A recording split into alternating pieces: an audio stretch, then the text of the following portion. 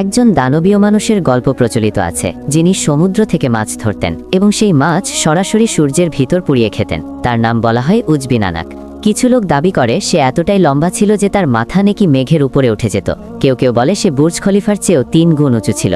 এমন কথাও প্রচলিত আছে যে নবী নূহ আলাইহিস সালামের মহাপ্লাবন তার হাঁটু পর্যন্তই পৌঁছেছিল এবং সে ডুবে যায়নি।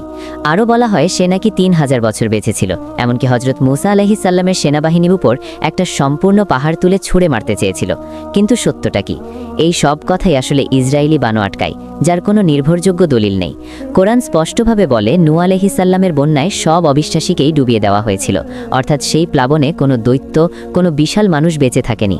আর মানুষের উচ্চতার ব্যাপারে রাসূলুল্লাহ সাল্লাল্লাহু আলাইহি ওয়াসাল্লাম পরিষ্কারভাবে বলেছেন, সবচেয়ে লম্বা মানুষ ছিলেন হযরত আদম আলাইহিস সালাম। তার উচ্চতা ছিল 60 হাত।